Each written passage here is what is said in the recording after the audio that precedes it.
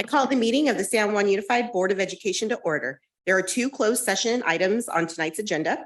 Conference with legal counsel, existing litigation pursuant to Government Code Section 54956.9 D1. Excuse me. Name of case, William Dunphy, an individual and as taxpayer on behalf of himself, the taxpayers of San Juan Unified School District versus San Juan Unified School District, all persons interested in the matter of the site leaseback and related documents by and between the San Juan Unified School District and Flint Builders, Inc. Relative to the construction of the Katherine Johnson Middle School new construction project, Flint Builders, Inc., a California corporation, does 1 to 100, Sacramento Superior Court Case 34-2022-00322-093. And name of case, Danielle Creedon, an individual and as a taxpayer on behalf of herself and the taxpayers of San Juan Unified School District.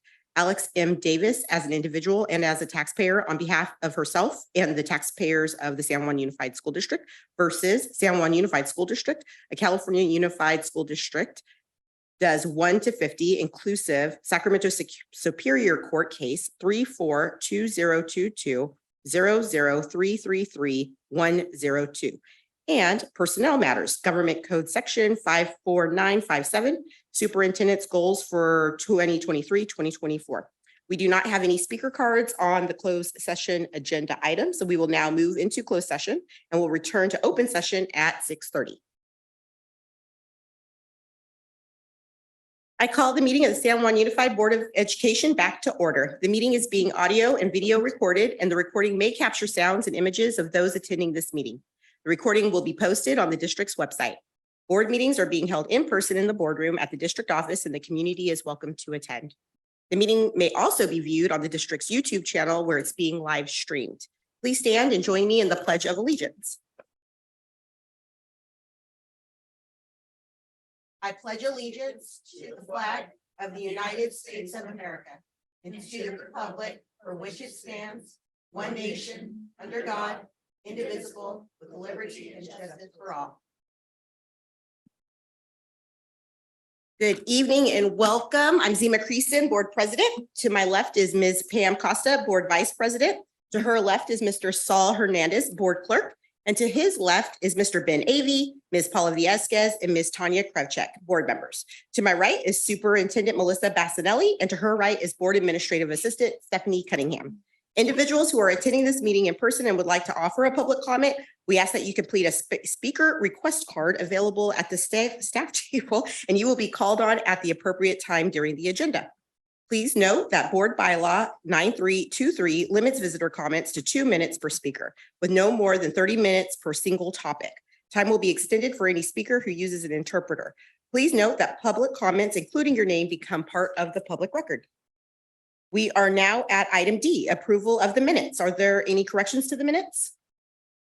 Seeing none, is there a motion to approve the minutes for August 8th? So moved.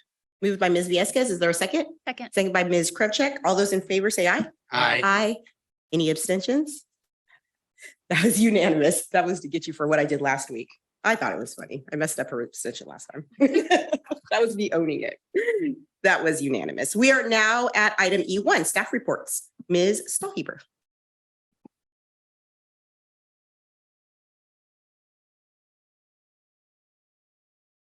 Good evening, President Creason, board members, Superintendent Bassinelli, and Ms. Cunningham. Tonight, I'm sharing that Fitch Ratings affirmed their bond rating. They sent out an article. Hold the mic. Is that better? I'm sharing that Fitch Ratings affirm their bond rating. Every 3 years, they must affirm a rating when they've issued one for bonds, and our 3 years were up. In the article, Fitch affirmed that the bond rating they issued in 2020 at AAA with no changes, citing the rating outlook as stable, and our AA negative issuer default rating reflects the district's low long-term liability burden and solid expenditure flexibility and revenue growth prospects and ample and rising fiscal reserves. So this consistent bond rating is important as it greatly influences interest rates and bond pricing, which in turn impacts our community members that pay for the bonds. So just sharing some good news. Any questions? Great news indeed. Questions, comments from the board? Seeing none, thank you so much for the report. We do not have any reports from board-appointed district committees, employee organizations, or other district committees, and there are no closed session actions to report. We are at item F, visitor comments. Do we have speaker cards? Yes, we do have speaker cards. For general visitor comment, comments are limited to 2 minutes. The clock on the screen counts down the time. Under the Ralph M. Brown Act, the board is not allowed to comment on items that are not on the agenda, so we're not ignoring your comments. We just can't respond to any individual comments. The superintendent can refer items to staff who can follow up with you. Ms. Wright, please facilitate the public comment. Of course. First, we have Monica Burlando, followed by Angela Luna.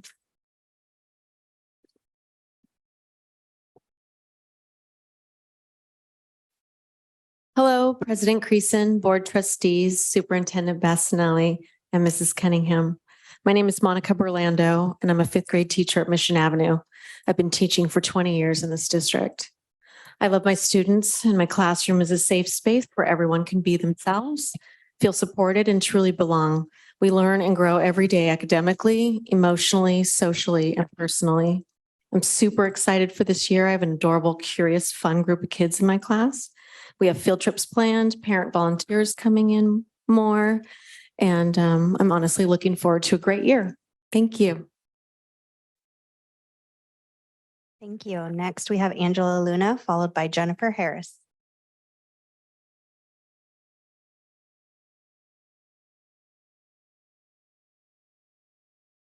Good evening, President Creason, Board Trustees, Superintendent Bassanelli, Ms. Cunningham.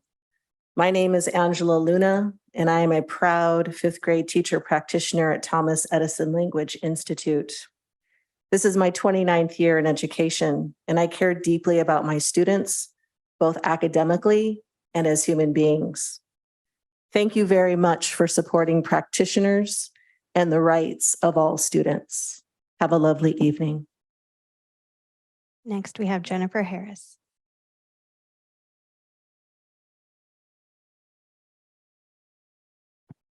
Madam Chair, thank you for this time, and board members and Superintendent Bassanelli.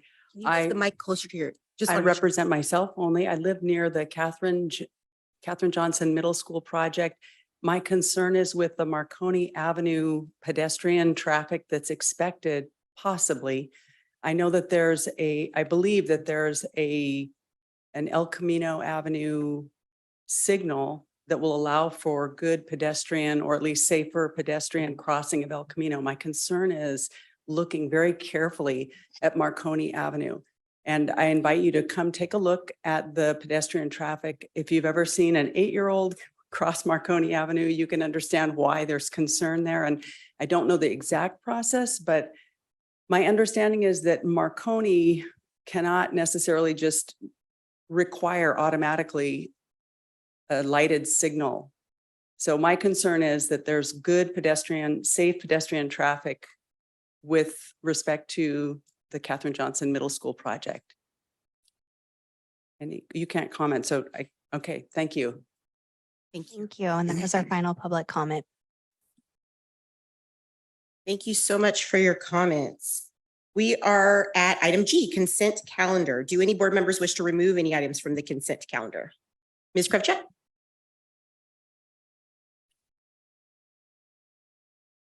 I would like to remove item G10. Okay. Any other items? All right. Is there a motion to approve items G1 through 9 and G11 through 14? I believe. Let's make sure. Yes. Is there a motion? So moved. Moved by Mr. Avey. Is there a second? Second. Second by Ms. Viesquez. All those in favor say aye. Aye. Aye. That was unanimous. Item G10 was pulled from the consent calendar. Ms. Krevchuk. So I'm going to read my comments. I know that this is a topic that's deeply personal to a lot of people, so I don't want my comments to be misconstrued. Unfortunately, I won't be able to support the approval of this grant tonight. To be clear, I think professional development for our teachers is important, and we should do what we can to steer our society and schools away from bias. As an immigrant woman, I know how bias can impact our lives and even at times our trajectory. However, I have particular concerns about how the training associated with this grant is structured. I believe it could create bias against people who have deeply held religious beliefs. We want to prevent bias, but we want to prevent bias against all groups. The way the curriculum is tailored, we may be crossing into the domain of compelled speech, which our courts have ruled against time and time again. The sections on gender need to be implemented in a manner that does not force teachers to violate their conscience. How we go about this deserves discussion, which is why I pulled it from the consent agenda so that our board can discuss the full implications of the training. Without assurances that people won't be forced to violate their conscience and that the training will be applied in a manner that's sensitive to those with deeply held religious beliefs and convictions, this won't have my support tonight. Thank you, Ms. Krivchek. That said, is there a motion to approve G10? So moved. Moved by Ms. Viescaz. Is there a second? Second. Second by Ms. Costa. Any discussion? I'm sorry, Mr. Avey.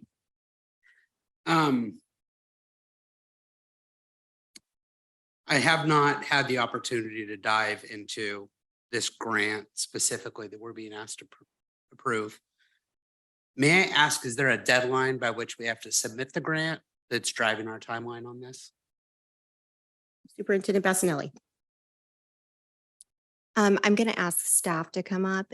Omar, if you could come up and respond to that regarding the deadline.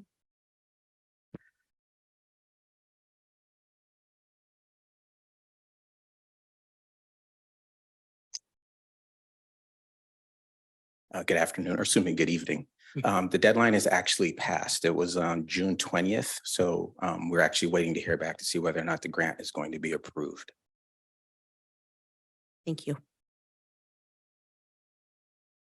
Superintendent. So just to clarify, what you were approving is the superintendent is recommending the board approve the implementation of the following grant if it's funded. So it's been submitted, it's pending, whether or not it's been funded. And so you would be approving the implementation of that if it's funded. So I think given Ms. Kravchuk's concerns, I might wonder if this is an opportunity for us to get a fuller presentation on this grant so that we better understand what it is and we can have a conversation related to her concerns specifically. Other comments, questions? Mr. Hernandez. I agree. I think in respect to my colleague that I too am not aware of the specific grant writing, the purposes, the layout, and how we will use this grant. I would be inclined to get as much information we can before we approve this grant. Would be my comment. Thank you. Other comments, questions? Ms. Viescaz. I know there's already a motion and a second, so I think at the conclusion of our remarks, we'll likely take a vote, but I just, the background, first and foremost, our grants programs and our grants staff do a really good job of going after money that's on the table. And I've always admired that they've been able to bring back more resources to our district, but more importantly, to our students.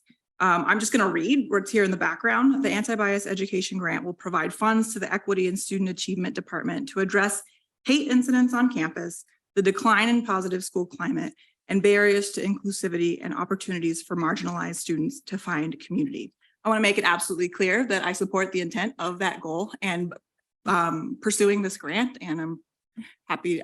It's already been moved and seconded. So those were my remarks. Thanks. Thank you. Other comments? Questions, thoughts?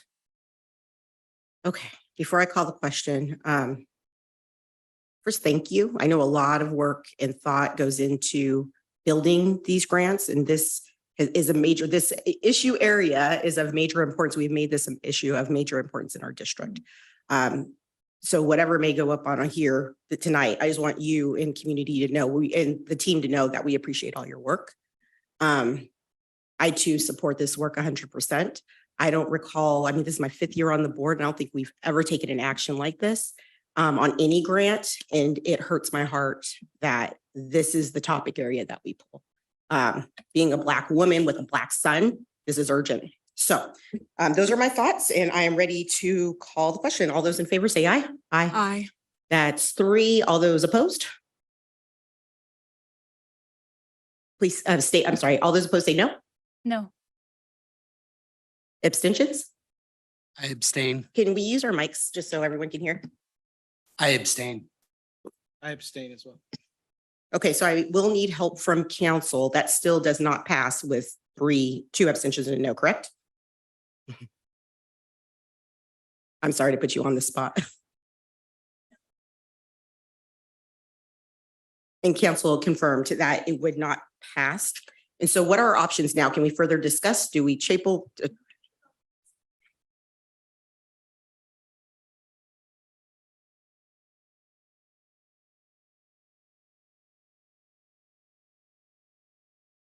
Learning how to use all these things. What we can do is bring the item back as something that's for discussion. And the staff can present on that item, and then you can have a vote on the implementation piece. It will fail as of tonight, but you're basically re-bringing the item back as something to discuss after that presentation. Thank you so much. And so it's my understanding, so superintendent, can we make the decision to agendize at this time? Does that have to come back up during future agenda items? We will bring it back to the next. Okay, so we meeting. don't need to take any other action and the motion failed and we move on. Okay, motion failed and we are moving on. We are at item I1, 2023-2024 start of school. Ms. Schnepp.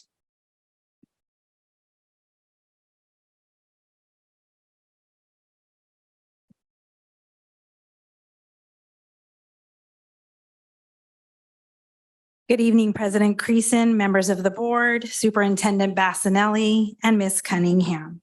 Tonight, I am pleased to present an update on the preparations and the launch of our 23-24 school year. This presentation is a compilation of a lot of people who wanted to share the amazing work that we did to launch our school year this year. So we will start with a quick look at our current enrollment and staffing.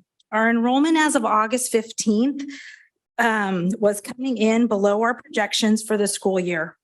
We continue to see movement in and out of schools, and so we are monitoring the numbers throughout September and into early October to adjust staffing and other resources as needed. Making sure that we have staff for each of our classrooms has been a major priority for us. While we've successfully hired more than 300 individuals for the new school year, we continue to have vacancies in a lot of our key areas, including those that you see on the screen. And filling these vacancies is still a major priority for us right now. And we are meeting regularly to look at and address those vacancies. So we wanted to share with you and take a look at what has been happening to get ready for school. Our first slide here shows principals who, for our first opening session, came together for a full day meeting focused on building vertical alignment within our system. And this was TK-12. By regional areas, our leaders went out into their neighborhoods. And I think as they went into their neighborhoods, they truly felt like rock stars because the community embraced them in those groups. And it was elementary, middle, and high school principals going out into the communities together. And they were able to learn about their communities and do a little scavenger hunt and then bring that information back to the afternoon session where we really looked at culturally responsive practices and we focused on creating welcoming and inclusive communities for our schools. Our vice principals also engaged in learning, and TK-12, the vice principals, have been connecting and reconnecting as colleagues, planning and participating in site professional development and helping to build their site level leadership and equity teams. The vice principals have been digging into data and they're focusing on professional learning, focused on tier 1 supports for students and instruction, interventions that are needed for students who are not meeting that tier 1 instruction, restorative practices, and also alternatives to suspension are some of the things that our vice principals were really focusing on. We also had a full day classified training, and this was for our front office staff members as well as other classified staff who support our schools. Participants were able to attend breakout sessions from a variety of departments. We have so many new things happening in our system, and our office staff were able to select areas and topics that were really important to them. Some of the most popular topics included de-escalation techniques, budget training, and absent management training. With strong feedback from our office staff, we plan to offer a second day in January to allow more training for them. We also had an equity leadership summit, and at that equity summit saw district and site administrators kicking off the day with a full day of learning. The morning session provided an opportunity for participants to explore their personal identity, sense of belonging, and cultural responsiveness connecting to our 8-point commitment. And then in the afternoon, the operations teams were able to go back to their school site or to their sites. And our site leaders then stayed with us and learned more about our new communication tools, our new data dashboard, and also some of the offerings that our FACE department has for our site administrators as supports. We also had a day of Smooth Start for our new practitioners, which was really exciting for what it's like to be a brand new teacher. And that 2-day event was for all newly hired practitioners. And on day one, 130 of them participated in learning about our vision and our mission, as well as our 8-point commitment, our system of professional growth. They received new technology, learned how to log into our systems, and get access to their curriculum. On day 2, they had the opportunity to have choice, and from a variety of options, they were able to choose topics and sessions that really spoke to them. And it was a very successful day. We are also continuing with our Cultivating Leaders program, and this successful program is back for year 2 with a lot of adjustments based on feedback. Our kickoff day was on August 3rd, and participants met on August 3rd to meet their mentors and learn more about themselves through their strength finders. The data that they got from that was able to help them learn as leaders where their strengths are and where are some of the areas, we call them the basement strengths, that they need to grow within and maybe work on a little bit more. This Cultivating Leaders program is going to focus on seminars, mentor work, practicum workshops, shadowing opportunities, and also networking events. This year it's exciting because we've also expanded the program to include CSEA members and then SJAA members. So we have more people really taking advantage of this opportunity to learn more as leaders.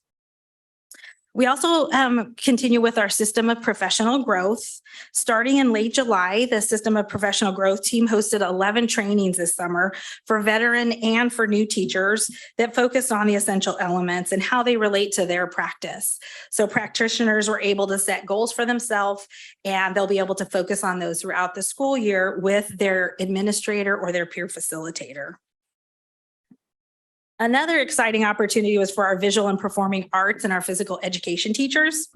Elementary arts and physical education folks had a day-long professional training at Carriage Elementary on August 7th. And during that time, specialists also were able to enjoy information from the San Juan Foundation, who came out and spoke to them. And they also had an invitation from the Healthy Hearts Association for the start of the school year support. ECE support staff opened the year engaging in professional learning on trauma-informed care, and again with the district's 8-point commitment to educational justice. Program leadership teams utilize staff surveys and student data to determine additional professional learning for the upcoming school year. And they are really focusing this year again on creating those welcoming and inclusive classrooms for families. We also want to talk about our students who are also key and our staff at our sites. ECE was not the only site that was busy learning. Elementary school staff opened the school year with professional development that was targeted to each school site's individual needs based on their student data and their staff input. The leadership teams, the site administration, and the district staff provided professional learning in areas spanning from math and data-driven decision-making to arts integration, belonging and positive behavior support, as well as culture responsive practices. Similarly, we had a lot of learning happening at our secondary sites as well. And leadership teams at our secondary sites focused on welcoming activities, along with professional learning topics that focused on social emotional supports, and then also strengthening student voice, and then building more responsive practices for our students. We had a lot of student welcoming activities happening on the first few days of school and the days prior to school. So of course, back to school fun and learning isn't just for staff. Our students get in on the action too with a wide variety of activities across the district. One example that we really wanted to highlight was Lichen. Lichen K-8 engaged in a variety of community partners, including Citrus Heights Police Department, the PALS program, Sacramento Library, Sunrise Park and Rec, PTA, Girl Scouts, and other partnerships to connect families with resources prior to school starting. And then the morning of school starting, the admin team opened up their library and had a coffee and conversation morning where all the families could meet the new administration at Lichen. So lots of welcoming activities for families happening in our district. And of course, we have our FACE department. During the summer, the FACE Mobile visited 20 summer school sites and 7 camp kinders to provide resources and engage students in learning. Summer also brought camp season, and FACE hosted their annual family leadership camp at Camp Winters. They also had Family Fun Fridays that were very popular this summer, which offered hundreds of families a chance to learn, build relationships, and grow in nature. And of course, the amazing community partners came through in a big way. For example, we had the Sparkle Foundation, which donated 1,000 backpacks to our students. Next up is our communications team. Families were greeted with at their mailbox this year with a reminder for the first day of school and a reminder to complete the information update process that allows schools to have current emergency contact information on file. This card also collects information needed to maximize the funding each school receives, and it also provides access to this year's family handbook. The card was also the modeling debut for the FACE team's Liz Lopez, as you see in the picture. That is her family there, and she agreed to pose for this thing, so this is her debut. As for the first day of school, nearly 2,000 families had scanned the QR code located on the card, helping us achieve an information update completion rate of more than 25% before this first day even started. So that was an exciting way for us to start. All right. You've heard a lot about some of the new big initiatives that we have going on, and the coordination of our new enterprise system is monumental. In collaboration with our fiscal services, HR team, and technology, our new enterprise resource planning system was launched this summer with several new modules added. The recruitment and the hiring module was implemented in June, and that was followed by the payroll and the employee self-service portal in July.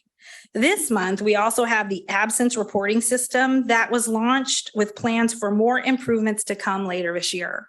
So as we are implementing these, we also have a lot of FAQs going on and meetings where site staff are able to ask questions and get information. And they're building in a ton of training opportunities for our staff to select as many training dates as they would like to get more information. Nutrition services. Nutrition services started the year as many departments did with professional learning for their staff. First, site leadership gathered for learning, and then all staff were able to participate in the operations kickoff the following day. On an annual basis, our nutritional service program is juggernaut, serving more than 1.3 million breakfasts and 3.3 million lunches. So you can see we are off to a very busy start on the first day of school. We're also excited this year to move to be a district-wide community eligibility provision district, which means that all students will be receiving a free meal, which is very exciting, as you've heard before. And then for transportation started the year with an expanded fleet. 15 new buses have been added as we work to modernize our system. The van program, launched last year to provide transportation on a smaller scale, has been extended through 2024, and that is in partnership with our Teamsters Employee Association.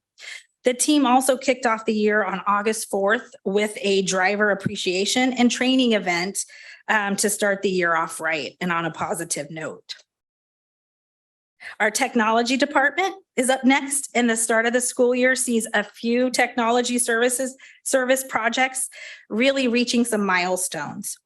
All of our buses now have the ability to provide Wi-Fi while in motion, which helps connect students on their way to and from school. The tech teams also have been instrumental in helping launch esports across our elementary and middle schools as another way to engage and encourage learning. All right.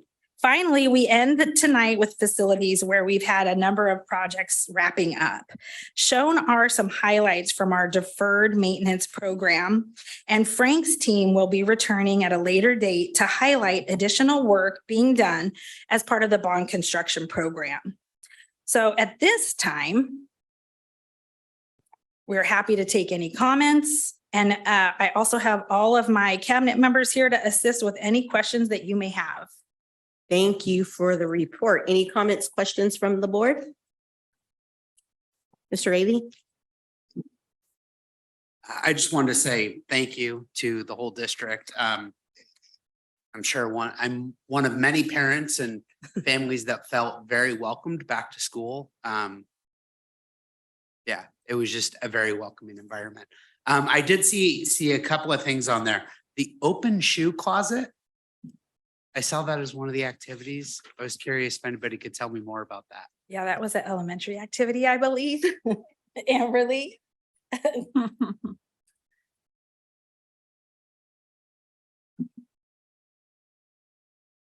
Good evening. Great question. At our one of our elementary schools, they had gathered shoes that had been donated by various groups and offered them to students who needed additional shoes for the year. Simple, fun, helpful, kind. No, I love that because Yeah. I know with closing donations, shoes are often one of the things that are left out. And Yes. so you may end up with new clothes, but you still have same old shoes and in school. Yeah. Shoes are important. Yeah. And there are a couple of places where that kind of thing happens, but this was a specific event. So Thank you. you're That's it. welcome. No Thank you. problem. Other question, Mr. Hernandez? Thank you for the report. It's a lot to cover and it's great to kind of get all these great news. And I just want to thank our district for all that we do. And I specifically like to thank our community partners that help out during the summer to get our kids ready for school. I was involved in my area for actually 2 different organizations that gave away backpacks and supplies. And on one of those groups, I literally got the word the night before. And I text Amber Lee that night, she got the word out and I was able to participate in this group and to give away backpacks and books. It was a great event. So thank you, Amber Lee, for the very, very late notice, but in general, the way we come together in district is amazing. So thank you so much for everything you guys do. Other comments, questions? Ms. Viescas? I just want to echo my thanks of both all of the work that went into the actual words on the slides, right? But also the comprehensive report as well. I think the 2 things that popped out, there's quite a few pieces here that are new, but I know the things that caught my eye were the classified support and service day. I don't think we've done that before. I think that's a new addition. So it's really, last year was the opening kickoff. yeah, that's yeah. exciting. And you expanded a little bit more beyond the slide on what was included, including the appropriate de-escalation techniques, et cetera. So I was excited to hear that. And then I also don't recall a visual and performing arts specific gathering day. That definitely sounds like fun. And I was just excited to see this on here as well. So thank you all for your work. Ms. Costa?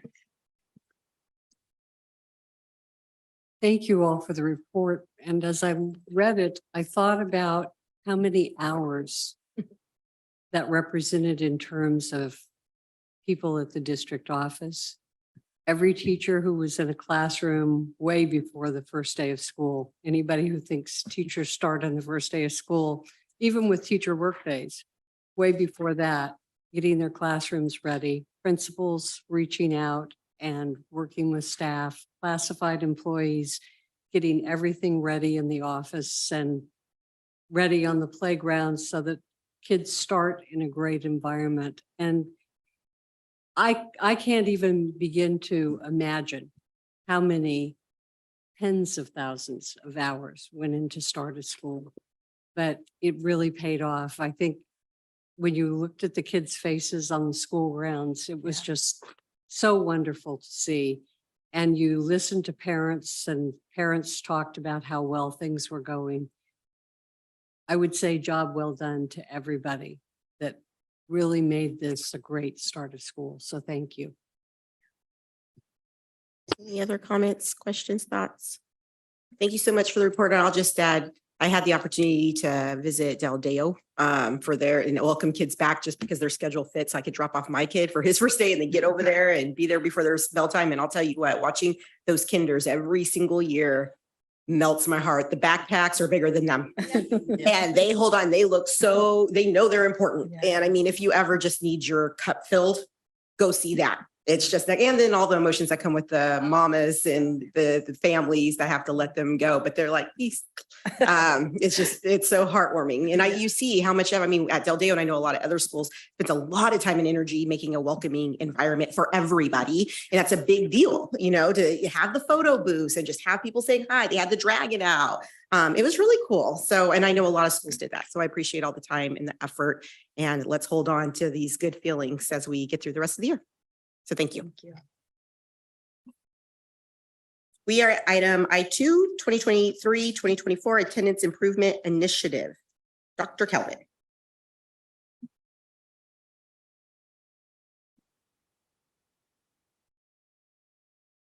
Good evening, President Creason, members of the board, Superintendent Bassanelli, and Ms. Cunningham. There has been a significant drop in student attendance both locally and statewide since the pandemic. As a result, the Attendance Improvement Program staff have initiated a comprehensive plan to restore attendance rates to pre-pandemic levels through a variety of prevention and intervention measures. Tonight, Director Dominic Cavello will review attendance data, update the board on our current progress, and will introduce our multi-tiered attendance improvement initiative for the 23-24 school year. Thank you, Dr. Calvin, and good evening, President Creason, members of the board, Superintendent Bassanelli, and Ms. Cunningham. I'm happy to be here tonight to share an overview of the district's attendance improvement initiative for the 23-24 school year. I'm also pleased to be supported tonight by Victoria Rochester's supervisor of our attendance improvement and McKinney-Vento programs. So why an attendance initiative now? Average daily attendance following the impact of the pandemic, school closures, hybrid learning, and our return to in-person instruction clearly shows students are missing more school days than any time in recent history. As we know, lost seat time means students miss out on vital instruction and social and emotional growth. And while the pandemic contributed largely to the national and local rise in chronic absenteeism rates, we also know that kids are staying home for a variety of other reasons, including unstable family finances, housing instability, transportation issues, increased anxiety, depression, and bullying, and sometimes feeling unwelcome at school. School attendance is rooted in behavior change, adult and student. And with the COVID years and its aftermath, messages from schools across the country promoted that instruction could be completed at flexible times, in flexible ways, and in flexible settings for good reason.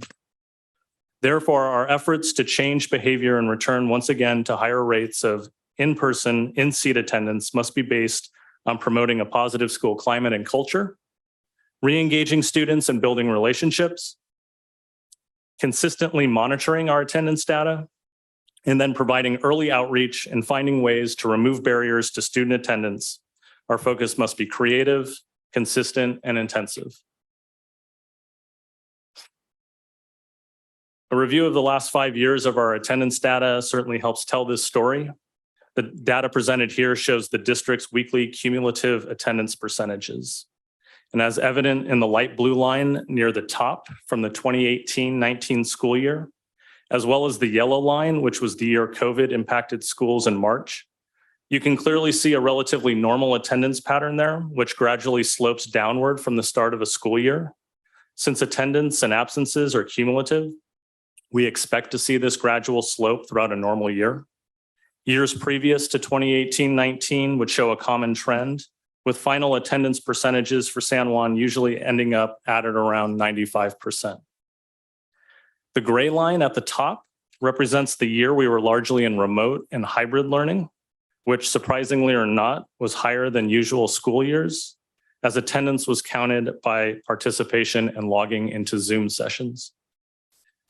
The orange line at the bottom is 21-22. This was our year that we returned full-time to in-seat instruction.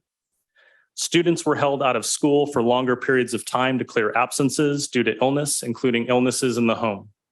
Missing 10 to 20 or more days of school due to mandated isolation and quarantine periods were very normal, sometimes on multiple occasions.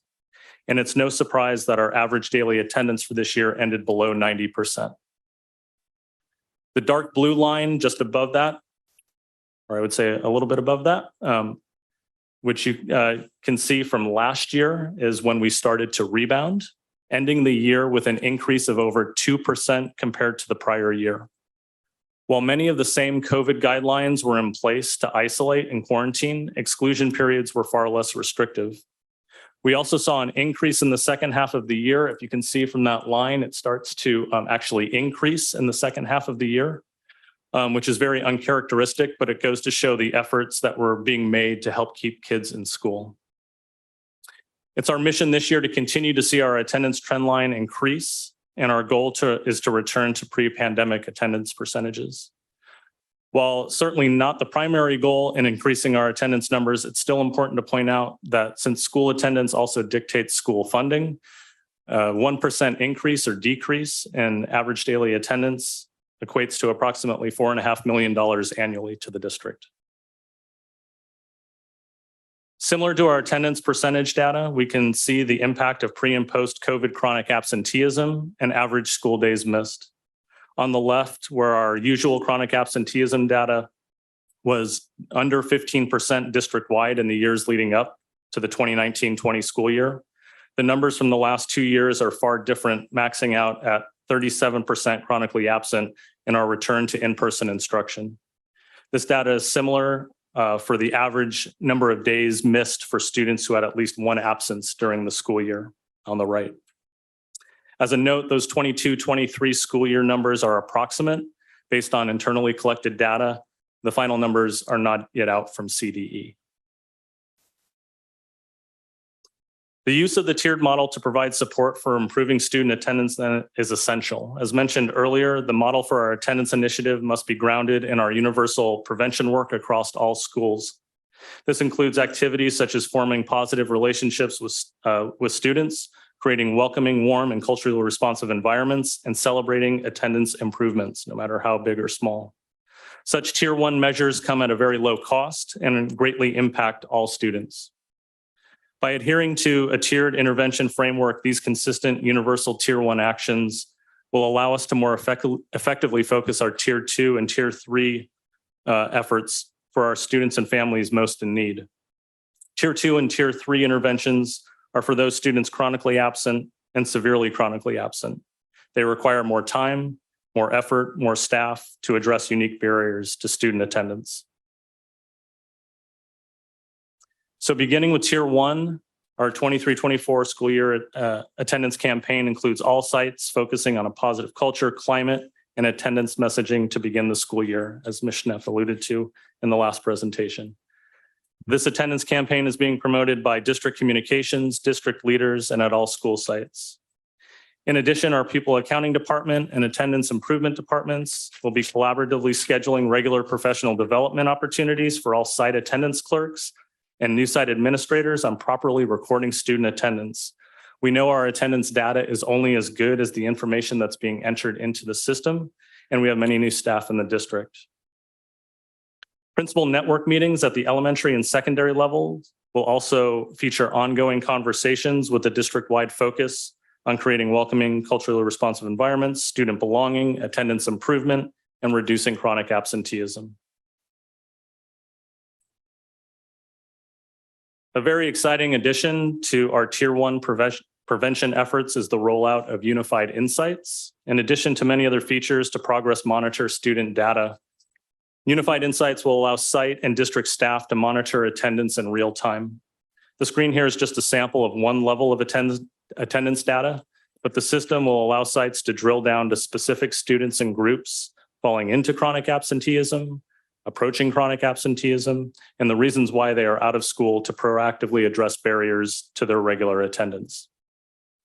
And lastly, at the Tier 1 level, all sites will be responsible to use their data to create attendance improvement plans, which are being reinstated this year using a tiered attendance framework to reduce chronic absenteeism and overall site attendance percentages. These plans will include individualized attendance strategies based on specific school cultures, including incentives and attendance goals developed by each site based on prior school year data. Moving on to our Tier 2 early intervention interventions for students. Following the end of last school year in June, our Attendance Improvement Office created lists of chronically absent students from the 22-23 school year to prepare for this school year. These lists were distributed by AIP to all school sites, their attendance clerks and administrators in June, and once again in August. AIP also proactively reached out to our chronically absent students and families from last school year through postcard, text, and email with attendance messaging. Approximately 3,500 postcards were mailed in July with email and text follow-ups by staff. Example of those postcards in our attendance campaign are included on this slide. Based on the lists of chronic absenteeism from last school year, we have promoted an all hands on deck approach for the first month of the school year to proactively make home visits, phone calls, personal connections when a student from the list misses 2 or more days of school in the first month. As the year progresses, there will be a continual emphasis on attendance data during regular site visits and conversations with school supervisors and site leaders. Questions such as how many chronically absent students do you currently have? What interventions are you trying to employ? How are you working to increase average daily attendance rates and working your attendance improvement plans will return to these conversations. And an exciting new addition to our Tier 2 supports is our Student Support Services Mobile, or as we like to call it, the S3. In collaboration with the FACE Mobile, which primarily provides Tier 1 supports to the entire district, the S3 will be staffed by the AIP and McKinney-Vento office to provide resources and supports to marginalized families and students in the community, focusing primarily on eliminating barriers to school attendance. The teams will also be promoting a new school district transportation pilot for students living in transition at strategic elementary and K-8 schools in the district. AIP staff will also be keeping regularly scheduled meetings with site intervention teams to discuss chronically absent students and provide recommendations for specialized outreach and interventions with possible referrals to Tier 3 supports when needed. And lastly, when students are on track to reach excessive chronic absenteeism, Tier 3 specialized individual measures will be put in place to support the students and families. This begins at the site level with individual meetings to address the barriers related to the students' attendance and to put in place individual contracts to improve. If the student's attendance does not improve, the family may be referred to a district level student attendance review board hearing. The hearing is a formal meeting and is conducted by our district SARB officer, Ms. Rochester. While formal in nature, representatives from a variety of district and community agencies are present to provide supports to the family. The hearing is not intended to be punitive, but rather provide the family with those additional resources they may need to ensure their student improves their attendance. If all site and district measures are unsuccessful, the student and family may be referred as a last resort to the Sacramento County Truancy Court. This is a very rare step. It's only used in the most extreme cases. As our attendance initiative moves forward, there are a few key considerations we should remain mindful of.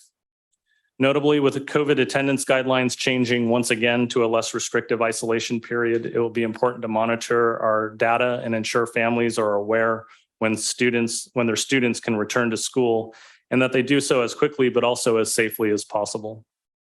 It will also be important to keep in mind that our attendance data will not change overnight. The variety of issues that contributed to students missing school more often during and immediately after school closures will continue to take time to unpack. A continued focus on providing welcoming schools, building student relationships, and promoting a culture where everyone belongs will be the keys to continuing our momentum in changing mindsets and returning more students to in-seat instruction daily. This will also allow for our staff to focus on removing additional barriers to regular student attendance for our families most in need. And that concludes our presentation for tonight. We want to thank the board for the time to review the attendance initiative, and we are here for any questions or comments. Thank you for the report. Comments, questions, Ms. Kravchuk? Thank you for the report. I have a few questions that I jotted down. How do we know why students are missing school? You mentioned a few reasons. Excuse me. You mentioned a few reasons. How do we collect that data? The data is, teachers will mark student absent. The attendance clerks will reach out to families to find out why the student is absent. Sometimes that family is communicated ahead of time to say the student is ill or the student is attending a funeral or what the situation may be. And that information is then coded into our student information system, Q, using a variety of different attendance codes. And then you also gave examples. Well, actually, you cited that we do things to eliminate barriers for some students. Can you provide any examples of what that could look like? Yeah, I'll bring Victoria up, who's regularly in those conversations with families. Good evening. Elimination of barriers would be referrals to outside community agencies, such as it could be a domestic violence situation where we are referring families out to organizations that can assist with that. It could be to transitional housing for our McKinney-Vento families and organizations that are assisting families find permanent housing. It could be the Department of Human Assistance that they need assistance with maneuvering through the system to get public benefits.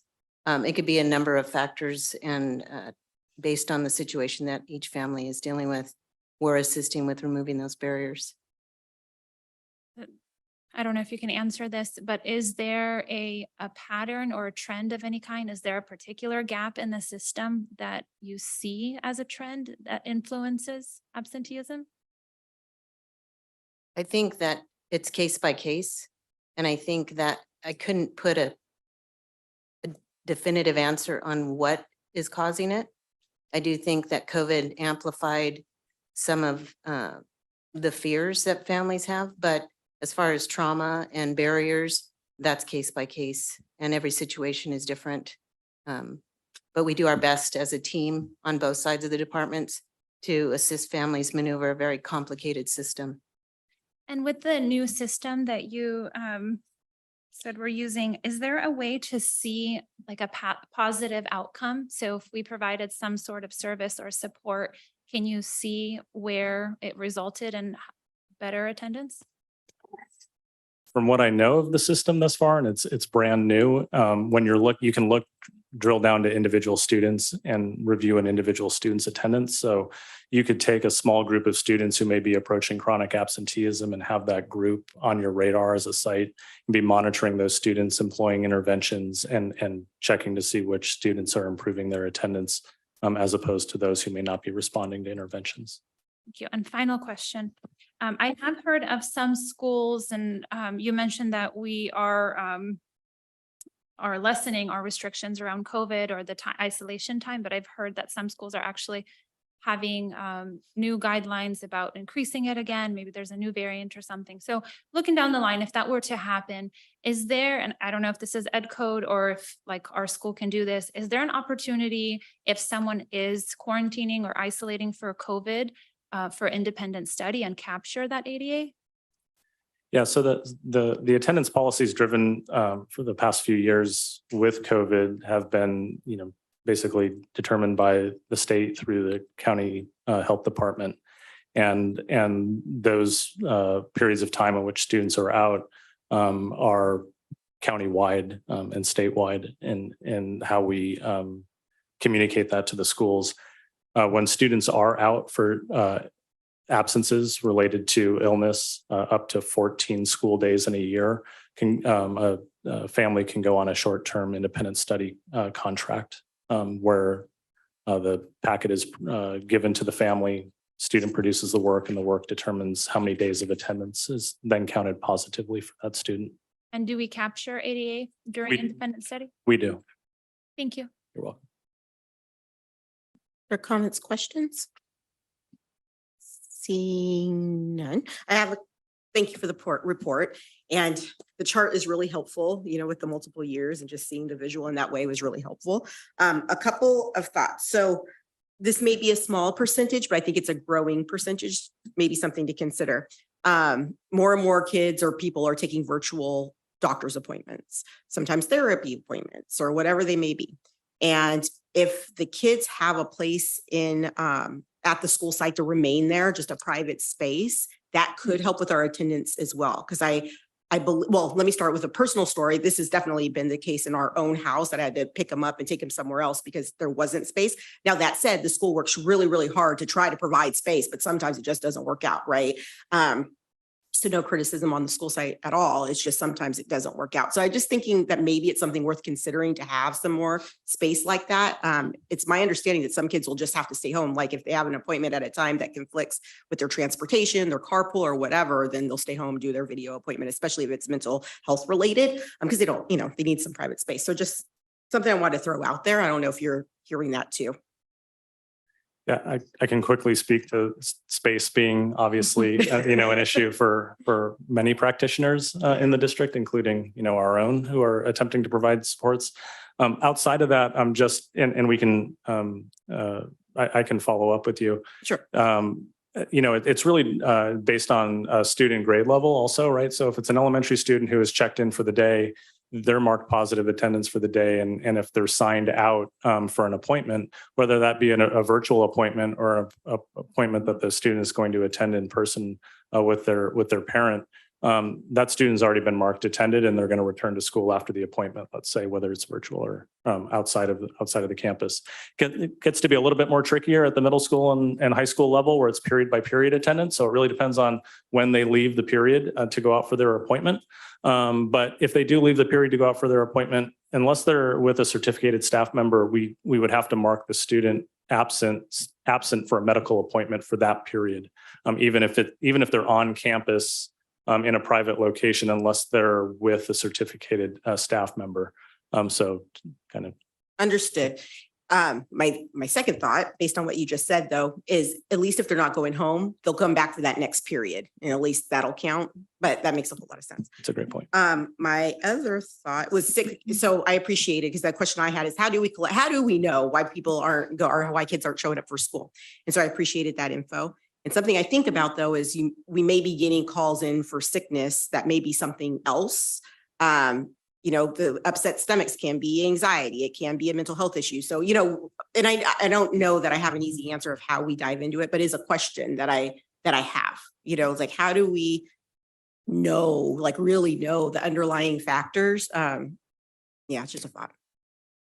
I'll just kind of add that we do allow for 10 days of excused absences Mhm. by parent verification, right? And then beyond that, we know because we're requiring doctor's letters for those type of appointments. And so we tend to get a little bit better handle on it, through those means, as well as chronic illness forms. But, for those first 10 days, it is relying on parents letting us know what's happening.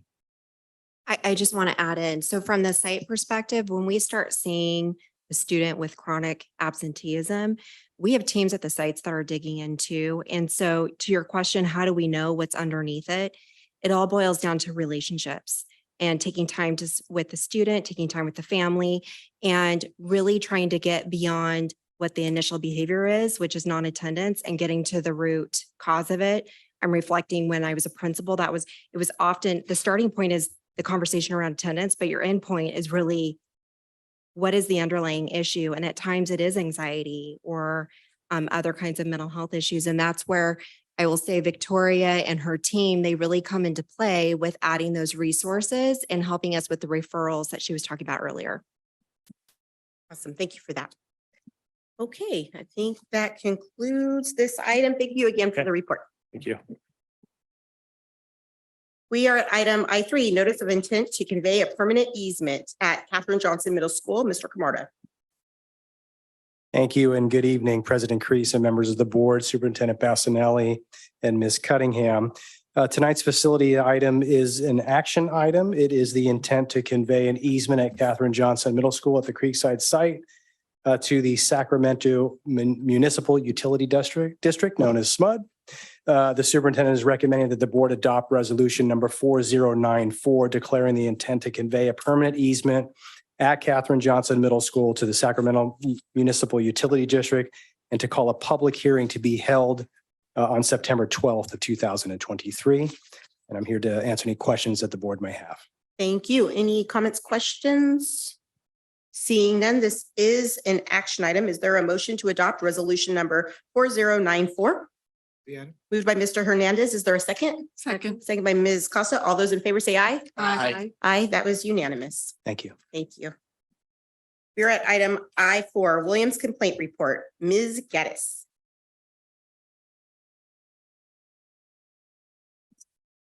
Good evening, President Creason, board members, Superintendent Bassanelli, and Ms. Cunningham.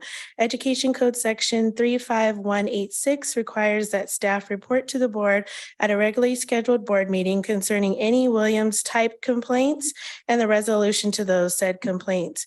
Fortunately, we do not have any complaints for the period of April to June of 2023.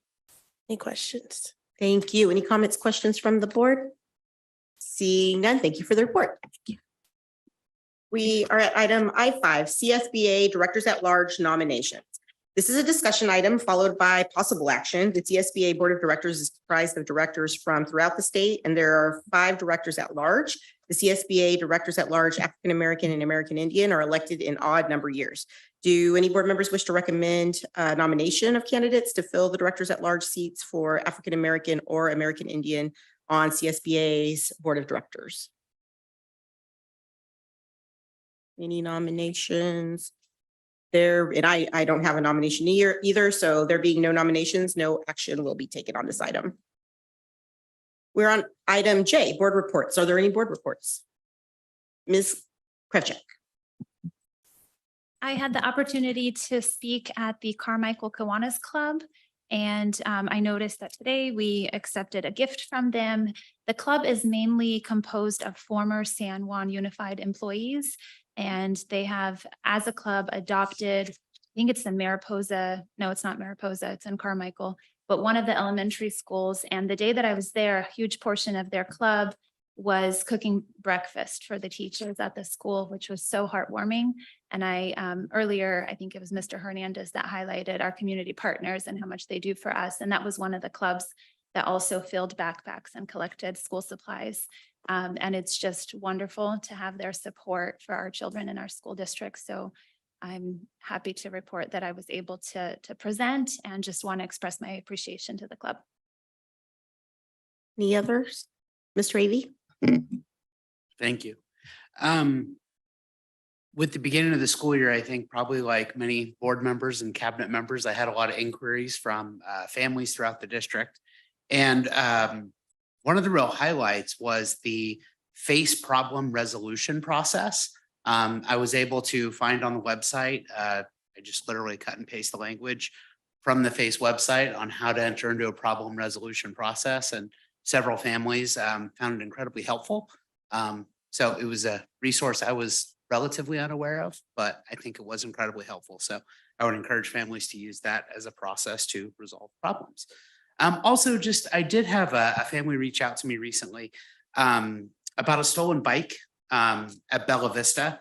I think, on its own, it's tragic to that family.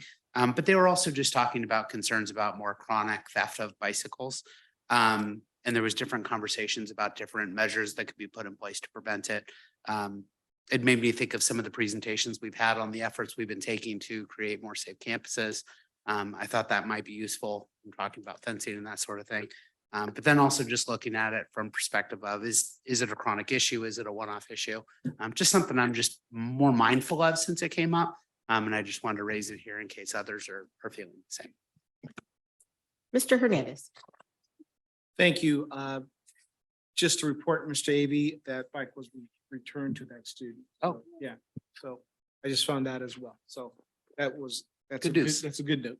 And I just want to announce, because it's the first time ever, that last night in our district, we have girls flag football. It's a new CIF sanctioned sport. And the first game was held last night between Del Campo and Mesa Verde. And it was reported on various news outlets, but it was very well attended and it was outstanding to see. So just wanted to report on that. Any others? Okay, we're on item K, future agenda. Do any board members wish to add any items to a future agenda?